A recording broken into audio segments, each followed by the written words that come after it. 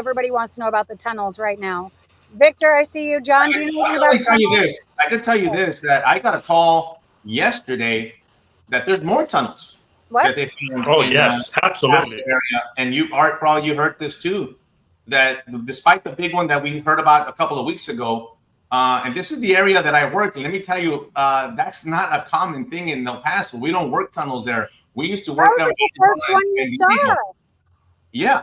And so now they say they found some West El Paso, and they're looking into them. It hasn't hit the media yet. I don't know why, but I got word that there's more others. No, unfortunately, look, you got to tell the media. Come on, we're learning about this right now. But well, they were really scarce with their details on this one. I don't know why. They're just saying, "Hey, we found a couple more." That's what I heard. And then I mean, just like we don't hear about the gotaways. Are they being sealed? Victor, just like we don't hear. No, just like we don't hear about the gotaways, you don't hear about all the tunnels that are being apprehended, and that's unfortunate. When the news shows the tunnels, you're going to see the ones that are more, that are made more professional. But there's many others that are out there that just you don't get to see, you don't get to hear about. Like I grew up in Douglas, so I'm going to tell you that's the very first tunnel was in Douglas, and that thing was in operation for many, many years, and that was in the 90s. That thing was in operation for many, many years before they even found it. It even had like a hydraulic lift.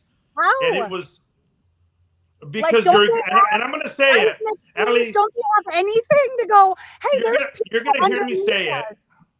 You're going to hear me say it, and I'm going to get in trouble for saying it. But you know me, you interviewed me enough times. I'm going to get in trouble no matter what I say sometimes. But because we have communities that condone it and don't say anything about it. That's exactly why. Like I said, I grew up in a border town, and for the longest time, I've been in law enforcement, and my family would be quiet about me being in law enforcement, but everyone knows who the drug smugglers are in the community, and they'll say, well, you know what he's doing. But when it comes to some people in law enforcement, it's like, oh, don't say anything. We have communities on our borders that condone this type of behavior, and that's why it happens, and no one says anything about it. I mean, I know another source who was working in Nogales for a while, and he said he was literally standing on top of a drug running tunnel that was used for months, quite literally on top of it, and had no idea. Yes. So, I mean, how often are these being found? I mean, what's going on with the tunnels? Why are they all of a sudden up? Is it because they're being talked about, or is it because there are more?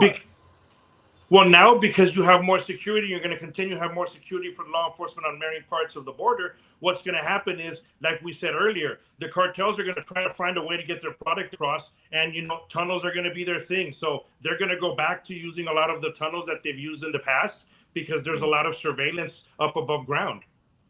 Another thing you're going to see, Allie, is you're going to see seizures. Mark my words, you're going to see seizures hit the roof, especially at the ports of entry. You're going to see bodies, you're going to see drugs, because they're going to go back to, like Art said, they're going to go back to the old methods of the, right now they've kind of had a free for all the last 4 years. Yeah. And so now they're going to go back to the smuggling when we used to work and interdict and go out there and investigate. They're going to go back to those techniques, and you're going to see the gas tanks, you're going to see the tires, you're going to see all that, bodies hidden in the back of pickup trucks and sealed.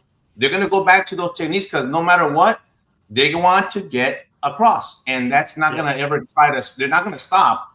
However, I think what's going to be the big difference is there's going to be a high level of interdiction now, because now it seems like this is what I feel good about, is like everybody's behind it. Everybody wants to put the attention at the border, and that's going to make a huge difference.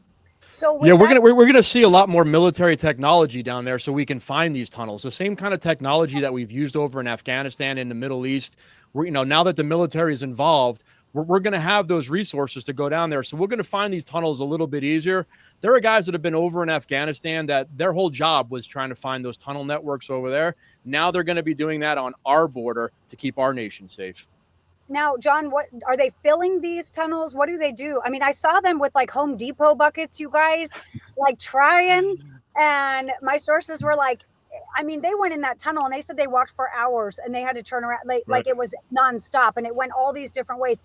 How do you guys dismantle that? Like, what's the step? Professionals, sending in professionals to take down those tunnels. Yeah, it's a not professional job. It's not a bunch of Border Patrol agents with Home Depot buckets filling it up. It's going to be professionals. Yeah, they're trying, but it's going to be professionals going in and collapsing those tunnels.